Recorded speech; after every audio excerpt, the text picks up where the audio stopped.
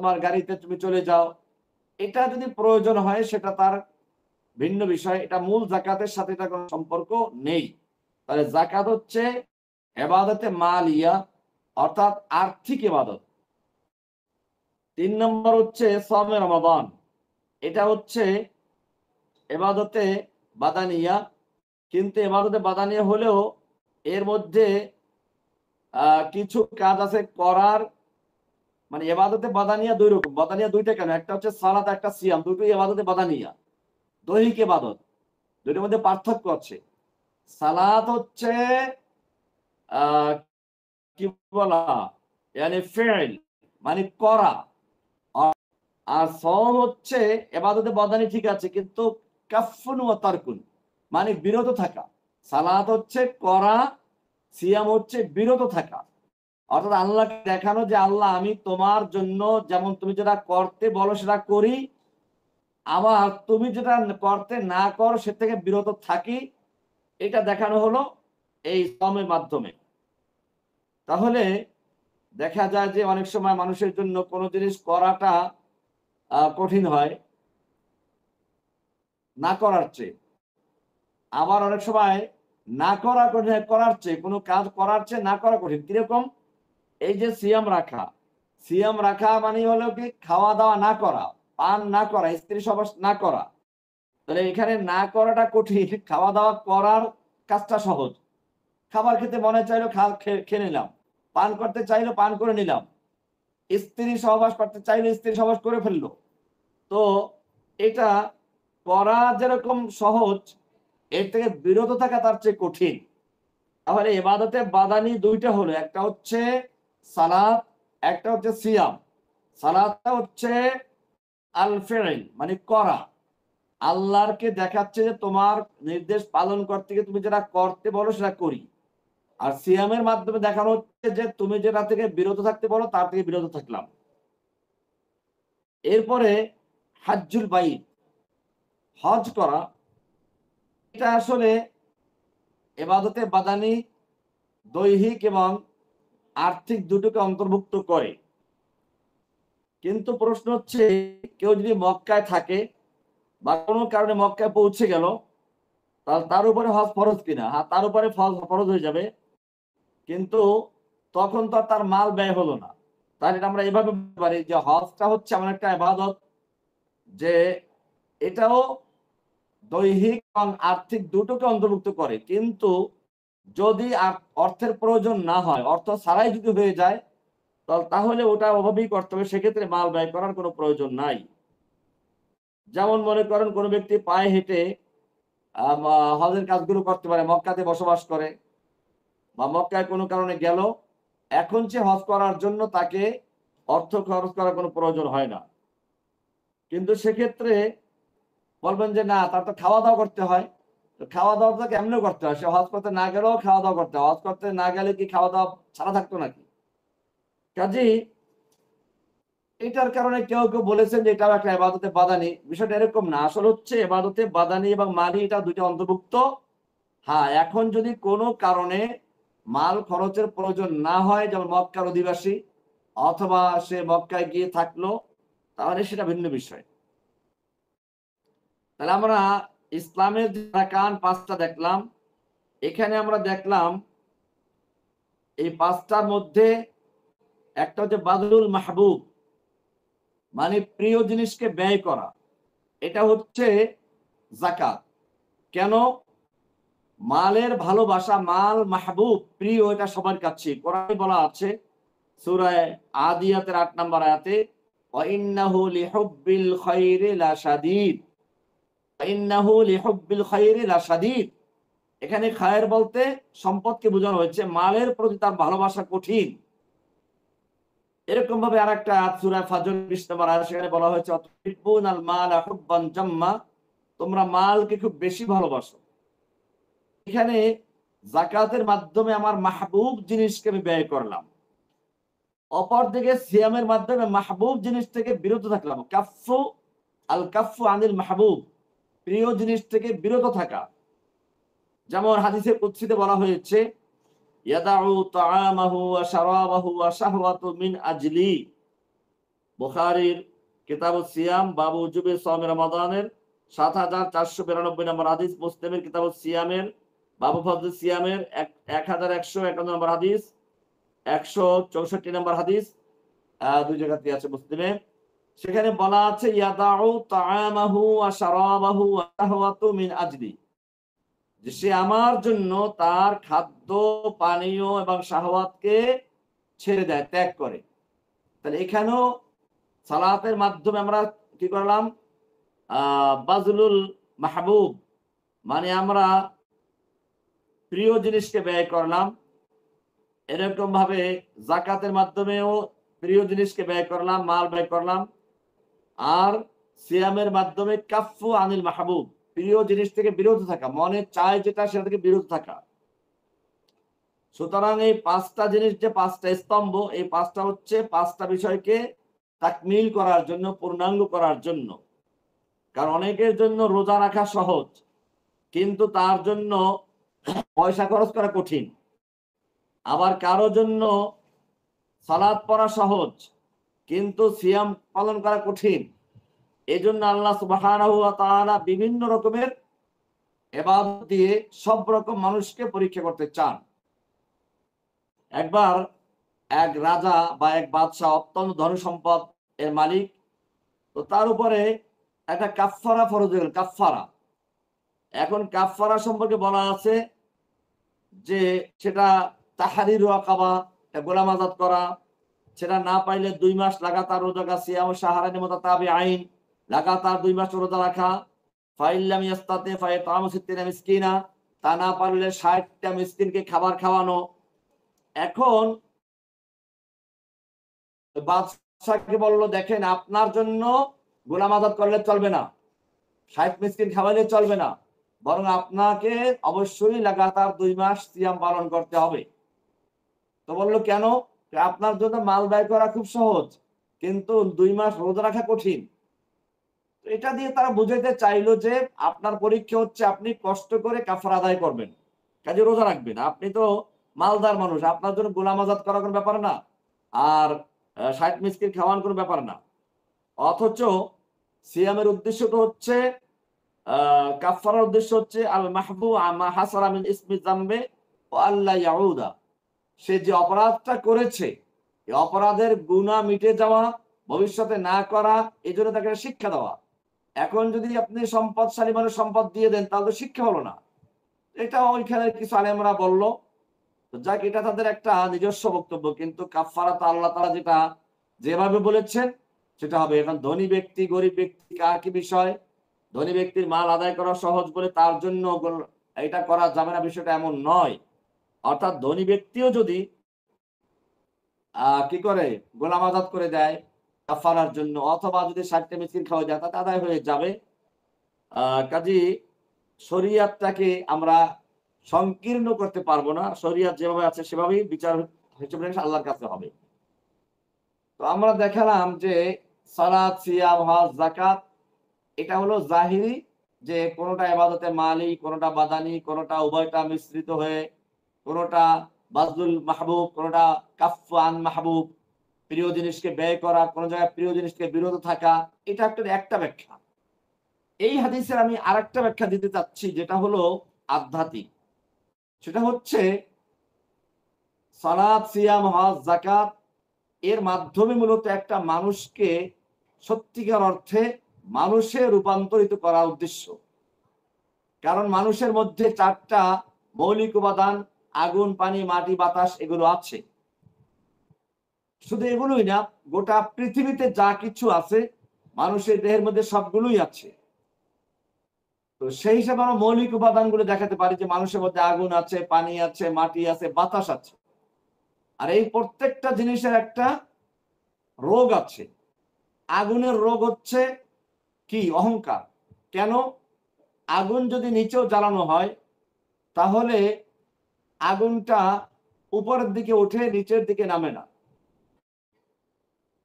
এটা একটা অহংকারের লক্ষণ। মূলত এই কারণেই আদম আলাইহিস সালামকে যখন সেজদা করার আদেশ দিল ইবলিসকে, ইবলিস সেজদা করলো না। সে এই যুক্তি পেশ করেছিল যে আমি তো আদমের চেয়ে ভালো, কেন আপনি আদমকে সৃষ্টি করেছেন মাটি দিয়ে, আমাকে সৃষ্টি আগুন দিয়ে, আগুন গতি নিচে উপরে, মাটির গতি নিচে, আগুন যদি নিচেও জ্বালায় উপরে উঠে, মাটি নিচে যারা উপরে ছুঁড়ে মারলো নিচে পড়ে। সুতরাং যুক্তির কথা হচ্ছে আদমকে আমি সেজদা করব না, বরং আদম আমাকে সেজদা করবে, যেহেতু আমি আগুনের তৈরি। আমার ভিতরে ঊর্ধ্বে ওঠার একটা কি আছে, লক্ষণ আছে, আলামত, বৈশিষ্ট্য আছে। তো আমি যেটা বলতে চাচ্ছি সেটা হচ্ছে এই যে আগুনের মূল বৈশিষ্ট্য হচ্ছে, খাসিয়াত হচ্ছে অহংকার। আর এইটার চিকিৎসার জন্য আল্লাহ তাআলা হুকুম দিলেন সালাত আদায় করো। সালাত আদায় করলে পরে সে প্রথমে উযু করতে যায়, তাকে উযু করতে হয়। আপনারা জানেন যে আগুন, এটা জ্বর আসলে পরে আগুনের প্রভাবে পানি দিয়ে গোসল করাতে হয় বা পানি দিয়ে গামছা দিয়ে মুছে দিতে হয়। তো এখানেও আগুনের যে বড় মারাত্মক রোগটা হচ্ছে অহংকার। এর চিকিৎসার জন্য প্রথমে বলা হয়েছে উযু করবে। এর মাধ্যমে অহংকারকে ঠান্ডা করে দিল।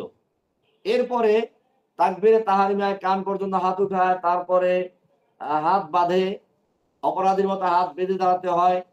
এরপরে সবচেয়ে বড় কথা কি, প্রথমে রুকু থেকে মাথাটা ঝুঁকিয়ে দিতে হয়, এরপরে মাটির সঙ্গে গিয়ে নিজেকে মিলিয়ে দিতে হয়। এর মাধ্যমে একজন মানুষ যেন প্রমাণ করতে চায় যে আমি তো মাটির তৈরি, মিনহা খালাকনাকুম অফিহা নুঈদুকুম, আবার মাটিতে আমি ফিরে যাব, অমিনহা নুখরিজুকুম তারাতান উখরা, আমাদেরকে মাটির থেকে আবার বের করা হবে, আল্লাহ বের করবেন। আল্লাহ বলছেন মিনহা খালাকনাকুম, আমি তোমাদেরকে মাটি থেকে সৃষ্টি করেছি, অফিহা নুঈদুকুম, আমি তোমাদেরকে আবার সে মাটির ভিতরে ফিরিয়ে নিব, অমিনহা নুখরিজুকুম তারাতান উখরা, আবার তোমাদেরকে মাটির থেকে পুনর্বার তোমাদেরকে কি করব, উঠাবো। তো এখানে আমি প্রমাণ করে দিলাম যে আমি তো মাটির তৈরি, মাটিতেই মিশে যাব, আমার কিসের অহংকার। এভাবে সেজদায় গিয়ে একটা মানুষ নিজের কপাল রেখে সেটাই প্রমাণ করতে চায়। এই কারণে কোন এক কবি বলেছেন, মেটা দো আপনি হস্তি কো আগার কুছ মর্তবা চাহো, কে দানা খাক মে মিলকর গুলে গুলজার হতা হয়। তুমি যদি পৃথিবীতে সত্যিকার মর্যাদাশীল হতে চাও বা আল্লাহর কাছে মূল্যবান হতে চাও, তো তুমি নিজের অস্তিত্বকে, নিজের আমিত্বকে, অহংকারকে মিটিয়ে দাও মাটির সঙ্গে। যেরকম ভাবে একটা দানা, শস্য দানা নিজেকে মাটির সঙ্গে প্রথমে মিলিয়ে দেয়, পচে যায়, গলে যায়, তারপরে তার থেকে একটা অঙ্কুর বের হয়, দানা বের হয়, তারপর সে গাছ হয়, ফল হয়, সারা বিশ্বের মানুষ উপকৃত হয়। ঠিক তেমনি ভাবে তুমিও যদি নিজেকে সত্যিকার অর্থে পৃথিবীবাসীর জন্য উপকারী বানাতে চাও, ওই গাছের মতো উপকারী বানাতে চাও, তাহলে তোমাকে প্রথম যে কাজটি করতে হবে তা হচ্ছে অহংকার ত্যাগ করতে হবে। আমিও আমাকে এবং আপনাদের যারা আমাকে ভালোবাসেন তাদের সকলকে বলবো যে আমাদেরকেও প্রথম আমিত্বকে ত্যাগ করে, আমি অমুক। আল্লাহ রাসূল সাল্লাল্লাহু আলাইহি ওয়াসাল্লাম বলেছেন, কোরআনে আছে, ওয়ালা তামশি ফিল আরদি মারাহা, তুমি জমিনে চলতে গিয়ে একেবারে অহংকার করে, বুক টান করে তুমি চলতে যেও না। ওয়ালা তামশি ফিল আরদি মারাহা, অহংকার চলা, জোরে জোরে পা ফেলা, একবার সিনা টান করে উপর দিকে রাখা, এটা করতে যেও না। আল্লাহ বলছেন ইন্নাকা লান তাখরিকাল আরদা, কেননা তুমি জমিনকে চিরে ফেলতে পারবে না তোমার পথঘাতে। তুমি যতই জোরে জোরে অহংকার করে চলো, তোমার পায়ের আঘাত দিয়ে তুমি জমিনকে চিরে ফেলতে পারবে না। ওয়ালান তাবলুগাল জিবালা তুলা, আর তুমি যতই সিনা টান করে ঘাড়টা উপরে রেখে চলো, তুমি তো পাহাড় সম উচ্চ হতে পারবে না। কাজেই এই অহংকারের মাধ্যমে একজন লোক যেরকম ভাবে অহংকারের মধ্যে বড়ত্ব প্রকাশ করে, এই বড়ত্ব, অহংকার, এগুলো আগুনের বৈশিষ্ট্য, শয়তানের খাসলাত, এগুলোর থেকে বাঁচার জন্য মূলত আল্লাহ সুবহানাহু ওয়া তাআলা ঔষধ দিয়েছেন সালাত, যার শুরু থেকে শেষ পর্যন্ত পুরাটাই কেবল বিনয় আর বিনয়। এরপরে দ্বিতীয় বৈশিষ্ট্য হচ্ছে মানুষের মধ্যে আরেকটা আছে, মাটি। মাটি মানুষের ভিতরে আছে তা না, যত রকম মাটি পৃথিবীতে আছে সব রকম মাটি আমাদের দেহের মধ্যে আছে। মাটি মূলত আমরা দেখি কোথাও ফসল খুব বেশি হয়, আমাদের দেহের মধ্যে মাথা, চুল, এগুলো সেই উর্বর শক্তিমান জমি সাদৃশ্য, যেখানে এত ফসল হয়, যারা দাড়ি কামায়, একদিন কামায়, দুদিন পর আবার ওঠে, আবার কামায়, এরকম আমরা দেখি। এগুলো হচ্ছে উর্বর শক্তিমান জমি। এরকম কিছু আছে মরুভূমি, যেমন হাতের তালু, পায়ের তালু হচ্ছে মরুভূমি, যেখানে কোনো ফসল উৎপন্ন হয় না। আবার কিছু আছে যেখানে মোটামুটি ফসল হয়, শরীরের অন্যান্য অঙ্গগুলো হচ্ছে সেরকম।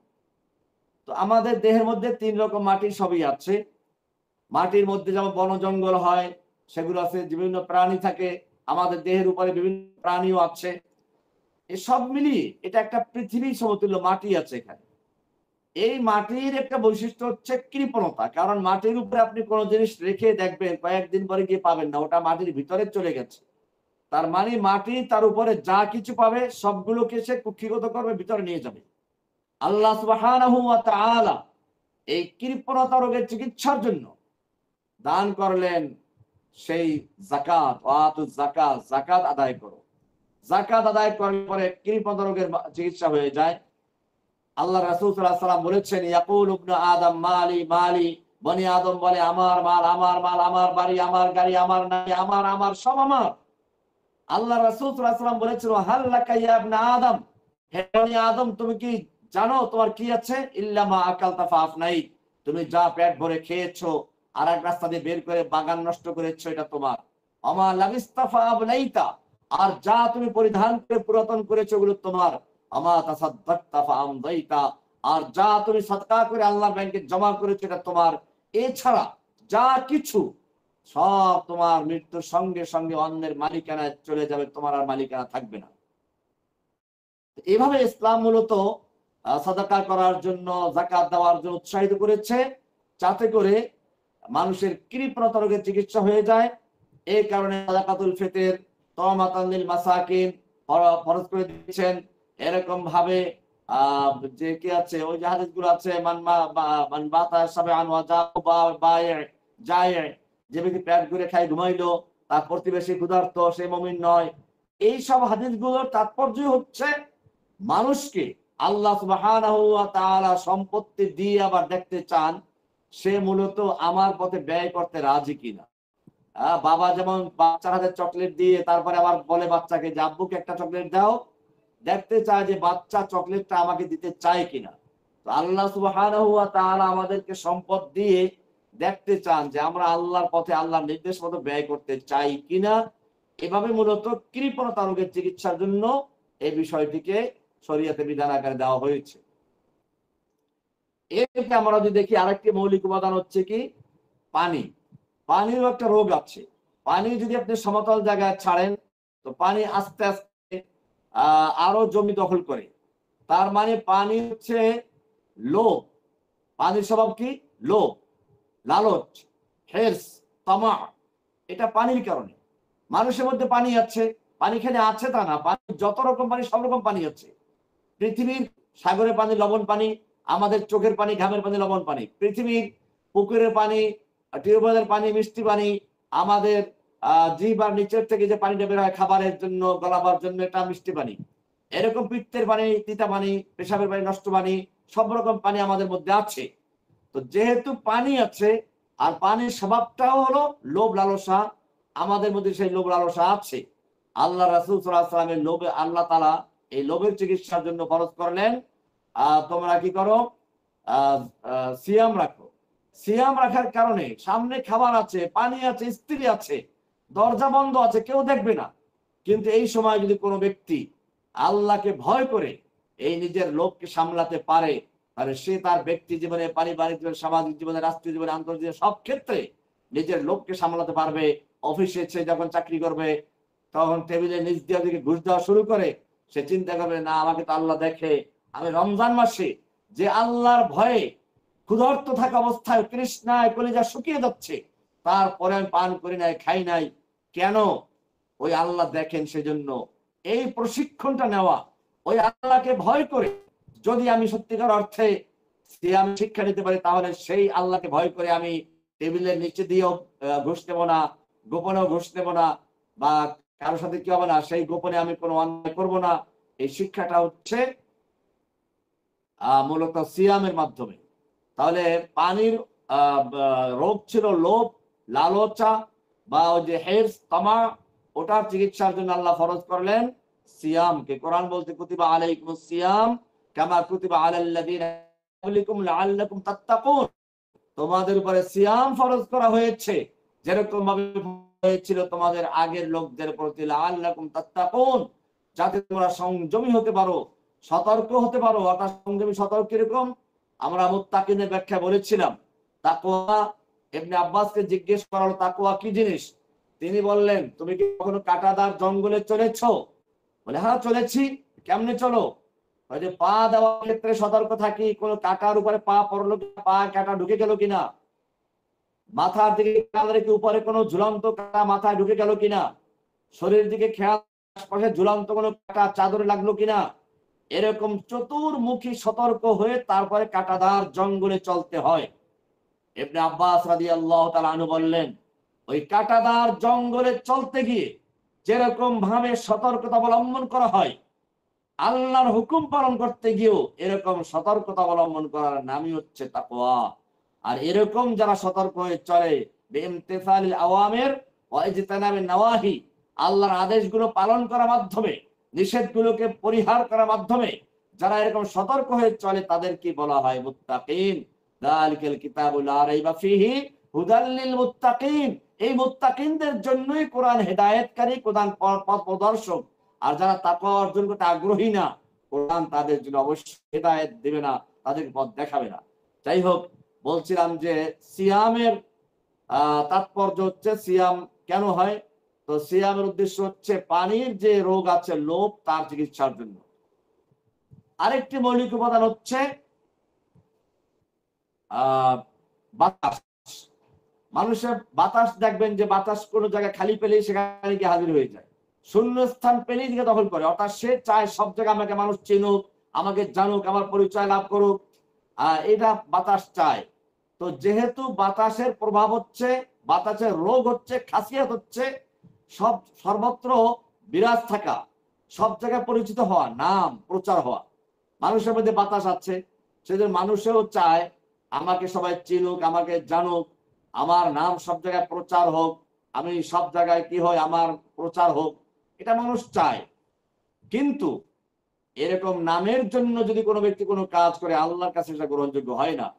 আল্লাহ সুবহানাহু ওয়া তাআলা এজন্য প্রথমে শর্ত লাগিয়ে দিয়েছেন, ওয়ামা উমিরু ইল্লা লিয়াবুদুল্লাহ মুখলিসিনা লাহুদ্দিন। ইবাদত করবে খালিস করে, পিওর করে আল্লাহর জন্য। আল্লাহ লাহুল দীনুল খালিস। আল্লাহ তাআলা দ্বীনে খালিস কি গ্রহণ করেন। এজন্য একটা হাদিসে বলা হয়, যে ব্যক্তি কি করে আমল করার সময় মানুষকে খুশি করার উদ্দেশ্য করে, আল্লাহ তাআলা আমলটা তার মুখে ছুঁড়ে মারেন আর বলেন যে আমি তোমার শিরিক যুক্ত ইবাদত নেওয়া থেকে আমি মুখাপেক্ষী নই। তো এরকম ভাবে শিরিক মুক্ত হয়, এটা একটা খফি, শিরকে খফি বলা এগুলোকে, রিয়া। তো এই জন্য এই যে বাতাসের রোগ হচ্ছে সর্বত্র নামের জন্য করা। একটা হাদিস দেখা যায়, মানুষের মধ্যে বাতাস মানুষ যদি নামের জন্য করে, একটা হাদিস দেখা যায় কিয়ামতের মাঠে 3 ব্যক্তিকে হাজির করা হবে। একজন বড় আলেম, একজন বড় দানশীল, একজন বড় বীর শহীদ। তো এই 3 জনকে হাজির করে আল্লাহ বলবেন যে, যেমন আলেমকে বলবেন যে তোমাকে আমি ইলম দান করেছিলাম, মেধা দিয়েছিলাম, এবং তুমি যথেষ্ট ইলম পড়াশোনা অর্জন করেছিলে, বলো কোন কাজে ব্যয় করেছো। সে বলবে আল্লাহ তোমার দেওয়া ইলম, তোমার দেওয়া জ্ঞান আমি সব তোমার রাস্তা ব্যয় করেছি, কষ্ট করে ইলম অর্জন করেছি, এরপরে তা ব্যয় করেছি লেখার মাধ্যমে, ওয়াজের মাধ্যমে, বক্তৃতার মাধ্যমে, এরকম ভাবে আপনার খুতবা দেওয়ার মাধ্যমে, সব ভাবে আমি আপনার দেওয়া ইলম আপনার দিনের পথে ব্যয় করেছি, আপনি যেভাবে পছন্দ হয় সেভাবে ব্যয় করেছি। আল্লাহ বলবেন না না কাযাব, তা তো মিথ্যা বলেছ, তুমি তো এজন্য করেছো লিআইয়ু ক্বালা লাকা আলিমুন, তোমাকে লোকেরা আলেম বলুক, বড় মুফতি সাহেব, মুহাদ্দিস সাহেব বলুক, তোমাকে সব জায়গায় চিনুক, এজন্য করেছিলে। আর দুনিয়া তুমি তা পেয়ে গেছো, এখন আমার কিছু পাওয়ার নাই, তাকে উল্টা করে টেনে হেঁটে জাহান্নামে নিক্ষেপ করা হবে। আল্লাহ আমাকে আপনাকে সবাইকে হেফাজত করুন। দ্বিতীয় ব্যক্তি একজন বড় মুজাহিদ, মুজাহিদ, সে জিহাদ করতে করতে শহীদ হয়ে গেছে। আল্লাহ তাআলা তাকে জিজ্ঞেস করলেন, তোমাকে আমি রণকৌশল শিক্ষা দিয়েছিলাম, তোমাকে দৈহিক আকার আকৃতি বড় করে দিয়েছিলাম, শক্তি দিয়েছিলাম, বলো সেটা কোন কাজে ব্যয় করেছো। সে বলবে আল্লাহ তোমার দেওয়া শক্তি, তোমার দেওয়া কৌশল আমি সব তোমার দিনের জন্য ব্যয় করেছি, আমি যুদ্ধ করেছি, জিহাদ করেছি, এমনকি দিনের পথে যুদ্ধ করতে গিয়ে শেষ পর্যন্ত আমার জীবনটাই তোমার রাস্তায় ব্যয় করে দিয়েছি। আল্লাহ বলবেন না না তুমি এর জন্য করেছো, তোমাকে লোকেরা লিআইয়ু ক্বালা জারিউন, তোমাকে লোকেরা বীর বিক্রম, বীর শ্রেষ্ঠ, বীর বাহাদুর, বীর উত্তম, আরো কত কি না খেতাব দেয়, এরকম তোমাকে লোকেরা বীর হিসাবে চিনবে, খ্যাত হবে, এই নামের জন্য করেছিলে। আর তা দুনিয়ায় পেয়ে গেছো, আমার কাছে কিছু পাওয়ার নাই, তোমাকে জাহান্নামে নিক্ষেপ করা হবে। তখন টেনে হেঁচড়ে ফাসুহিবা বিহিলান নার, টেনে হেঁচড়ে উল্টা করে জাহান্নামে নিক্ষেপ করা হবে। তৃতীয় ব্যক্তি হবে একজন বড় দানশীল। আল্লাহ তাকে বলে, তোমাকে অনেক অর্থ সম্পদ দিয়েছিলাম, টাকা পয়সা দিয়েছিলাম, বলো কোন কাজে করেছো? সে বলবে, আল্লাহ তোমার দেওয়া অর্থ সম্পদ, তোমার দেওয়া টাকা পয়সা আমি তোমার রাস্তা ব্যয় করেছি। তুমি পছন্দ করে এমন কোন রাস্তা ব্যয় বাদ দিয়ে যায়, মাদ্রাসা, মসজিদ, এতিম, গরিব, অসহায় সবগুলোকে সাহায্য করেছি। আল্লাহ বলবেন, তুমি তো এই জন্য করেছ, লোকেরা তোমাকে বড় দানশীল বলুক। তুমি তো দান করতে গিয়ে এটাকে প্রচার করার জন্য একের ভিডিও ক্যামেরা করে তারপর দেখাও কেমনে তুমি দান করেছো। এই যে করা, এগুলো তুমি কেন করছিলে? তোমাকে লোকেরা বড় দানশীল বলুক, যুগের হাতেম তাই বলুক, দানবীর বলুক, এই জন্য করেছিলে। আর সেটা তুমি পেয়ে গেছো, এখন পাওয়ার কিছুই নেই, যাও। তাকেও ফেরেশতাদেরকে অর্ডার দেওয়া হবে, তাকে উল্টো করে জাহান্নামে নিক্ষেপ করা হবে। এই যে তিন ব্যক্তির হাদিসটা আমরা পাই, এতে দেখা যায় তাদের অবদানগুলো অনেক বড়, বাস্তবে অনেক বড়। শহীদ হয়ে যাওয়া, অনেক সম্পদ ব্যয় করা, এরকম আলেমদের যে ত্যাগ কষ্টটা আমরা দেখি, এই যে বড় বড় কাজগুলো, কিন্তু তারপরে থেকে জাহান্নামে যেতে হবে কি জন্য? ইখলাসের অভাবে। তো এই জন্য আমাদের মনে রাখতে হবে যে আল্লাহ সুবহানাহু ওয়া তাআলা, বাতাস আমাদের মধ্যে আছে, বাতাসের কাজই হচ্ছে উড়ানো, আমাদেরকে উড়িয়ে দেওয়া। আর নাম উড়ুক, আমার সাথে উঠতে থাকি। হ্যাঁ, তো এটার চিকিৎসার জন্য আল্লাহ ফরজ করেছে হজ করো। হজ করতে গেলে সেখানে প্রথমেই এহরাম বাঁধতে হয়। এহরাম বাঁধা মানে হচ্ছে পোশাকের গৌরব ছাড়ো, আমির গরিবের কোনো ভেদাভেদ থাকবে না। এরপরে ভাষার গৌরব ছাড়ো, লাব্বাইক আল্লাহুম্মা লাব্বাইক বলো। এরপরে দেখেন মুজদালিফা, মিনা, আরাফা ময়দানে গিয়ে একসাথে ধনী গরিব থাকতেছি। নামের জন্য কিছু বিশেষ বৈশিষ্ট্য থাকতে হয়, আলাদা ইমতিয়াজি শান, আলাদা কোনো বিশেষ বৈশিষ্ট্য থাকতে হয়। এখানে কারো কোনো আলাদা কোনো বৈশিষ্ট্য নেই, সবাই সমান। সেই কারণে যেহেতু কোনো বৈশিষ্ট্য নেই, আলাদা কারো কোনো পরিচয় নেই, কাজে এখানে নামেরও কিছু নেই। সেই জন্য হজের মাধ্যমে মূলত আরাফা মুজদালিফা মাঠে থেকে শিক্ষা দেওয়া হয় যে তোমার নামের কিছু নেই। এইভাবে নামের যে প্রচারটা, এটাকে রদ করার জন্য, এর চিকিৎসার জন্য হজ ফরজ করে দিয়েছেন। এইভাবে চারটা জিনিসের চিকিৎসা হয়ে গেল। চারটা রোগ। আগুনের চিকিৎসা হলো কি মাধ্যমে? সালাতের মাধ্যমে। আগুনের রোগ হচ্ছে অহংকার, চিকিৎসা হচ্ছে সালাত। পানির রোগ হচ্ছে হিরস, লোভ, চিকিৎসা হলো সিয়াম। এরকম মাটির প্রভাব হলো, মাটির বৈশিষ্ট্য হলো কৃপণতা, বখিল, কাঞ্জুস, এটা চিকিৎসা হলো যাকাতের মাধ্যমে। আর বাতাসের রোগ হলো সর্বত্র নাম প্রচার করা, নাম প্রিয় হওয়া। এটার চিকিৎসার জন্য আল্লাহ হুকুম করেছেন তুমি হজ করো। এবারে চারটা রোগের চারটা ঔষধ পেলাম। এখন ঔষধ খেতে হলে ডাক্তারের পরামর্শ অনুযায়ী খাবেন নাকি নিজের মন গড়া খাবেন? অবশ্যই ডাক্তারের প্রেসক্রিপশন অনুযায়ী খেতে হবে। ঠিক তেমনি ভাবে এই যে চারটা ঔষধ, চারটা ইবাদত, যার মাধ্যমে একজন মানুষ তার আধ্যাত্মিক, দৈহিক সব রকম রোগের চিকিৎসা লাভ করতে পারে এবং প্রকৃত মানুষের রূপান্তরিত পারে, সেজন্য তাকে ডাক্তারের পরামর্শ করতে হবে। সে ডাক্তার হচ্ছে আশহাদু আল্লা ইলাহা ইল্লাল্লাহ ওয়া আন্না মুহাম্মাদুর রাসূল, শাহাদাতু আল্লা ইলাহা ইল্লাল্লাহ ওয়া আন্না মুহাম্মাদুর রাসূলুল্লাহ, যে আল্লাহর হুকুম অনুযায়ী খেতে হবে, পালন করতে হবে, রাসূলের দেখানো পথে চলতে হবে। এই হচ্ছে এই কালেমার অর্থ। সুতরাং যদি কোনো ব্যক্তি নামাজ পড়তে পড়তে কপালে দাগ ফেলে যায় কিন্তু সে রাসূলের তরিক অনুযায়ী করে নাই, তাহলে তার কোনো ইবাদত হবে না। আমি এটা বলি যে একজন লোক যোহরের ফরজ পড়লো 4 রাকাত, আসর পড়লো 4 রাকাত, ইশা পড়লো 4 রাকাত, চিন্তা করলো মাগরিব আবার কেন 1 রাকাত কম, মাগরিবের নামাজ 4 রাকাতই পড়লো, দরজা বন্ধ আছে, কেউ দেখে নাই, কাউকে দেখাবার জন্য না, এতে কোনো ভেজাল নাই। দরজা বন্ধ করে পৃথিবী মানুষ থেকে আলাদা হয়ে শুধু আল্লাহকে খুশি করার জন্য 1 রাকাত মাগরিব বেশি পড়লো। একটা রুকু পারবে, দুটা সিজদা পারবে, সুবহান রাব্বিল আযীম পারবে, আলা পারবে, কত ভালো ন্যাক উদ্দেশ্য, নামাজ হবে? হবে না। কেন হবে না? ওই যে আন্না মুহাম্মাদুর রাসূলুল্লাহ, রাসূলের দেখানো তরিকা হয় না। তাহলে আমাদের শুধু ইখলাস থাকলেই চলবে না। অনেক আছে আমি তো আল্লাহর জন্য করি, ইখলাস, নিয়ত ভালো আছে। আরে ভাই, নিয়ত ভালো থাকলে হবে না। আপনি নিয়ত ভালো রেখে এই ঈদের দিন রোজা রাখেন নাই কেন? ঈদের দিনে একজন লোক নিয়ত রোজা রাখলো, আল্লাহ সবাই খাইয়া পেট বড় বড় করতেছে, মাংস খাবে, পোলাও বিরিয়ানি খাবে, আমি তোমাকে দেখাই দেবো কত প্রিয় তোমার, আমি আমি রোজা রাখবো, আমি তোমাকে দেখাই দেবো তোমার প্রেমিক, সবকিছু তোমার ত্যাগ করলাম, খালি রমজানই না ঈদের দিন ত্যাগ করেছি, আল্লাহ তোমার রোজাই হয় না, এবার তুমি গুনাহ করেছো। এই জন্য মনে রাখতে হবে এই প্রথম যেটা শাহাদাত আল্লাহ ইলাহা ইল্লাল্লাহ ওয়া আন্না মুহাম্মদ রাসূলুল্লাহ, এটা হচ্ছে সেই ডাক্তারের প্রেসক্রিপশন যে আমার চারটা রোগ, দাওয়াত, সিয়াম, যাকাত, চারটা হলো চারটা রোগের ঔষধ। এই ঔষধগুলো কাজে আসবে যখন আপনি প্রথম লা ইলাহা ইল্লাল্লাহ মুহাম্মাদুর অনুযায়ী করবেন। যদি এইখানে গন্ডগোল থাকে তাহলে ওইগুলো কোনো কাজে আসবে না। এই জন্য রাসূল সাল্লাল্লাহু আলাইহি ওয়াসাল্লাম হজ করার সময় বলেছেন, খুযু আন্নী মানাসিকাকুম, তোমরা আমার কাজগুলো শিখে নাও। এখানে বারবার এই কথা বলেছে।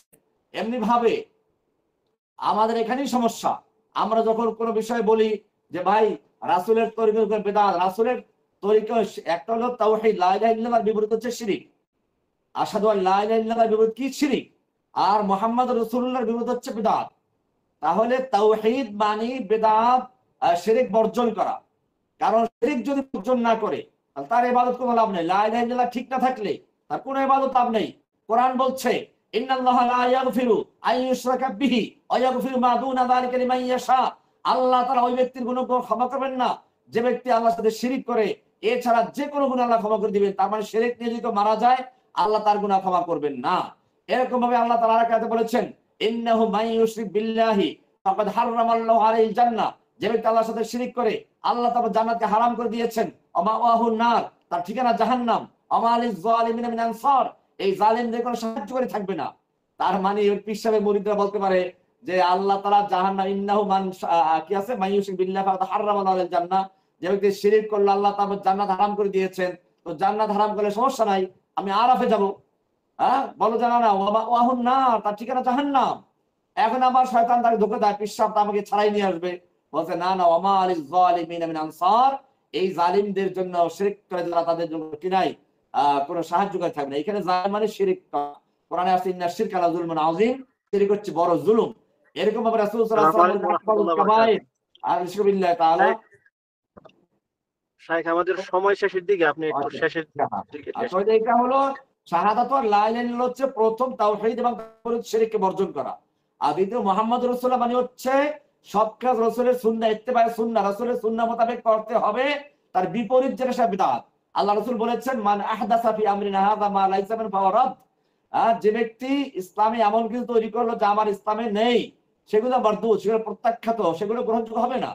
কাজী এই সালাত, সিয়াম, হজ, যাকাতের চারটে ইবাদত, এগুলো চারটা ঔষধের মতো আধ্যাত্মিকতার চিকিৎসার জন্য। এই যে আত্মশুদ্ধি আমরা বলি, আত্মশুদ্ধির ঔষধ আল্লাহ দিয়েছেন, কিন্তু সেই ঔষধকে ব্যবহার করতে হবে শাহাদাতু আল্লা ইলাহা ইল্লাল্লাহ ওয়া আন্না মুহাম্মাদুর রাসূলুল্লাহ। আল্লাহর শাহাদা মানে তাওহীদের ভিত্তিতে শিরক বর্জন করে, ওয়া আন্না মুহাম্মাদুর রাসূলুল্লাহ, রাসূলের ইত্তেবা করতে হবে, সকল বিদআত বাদ দিতে হবে।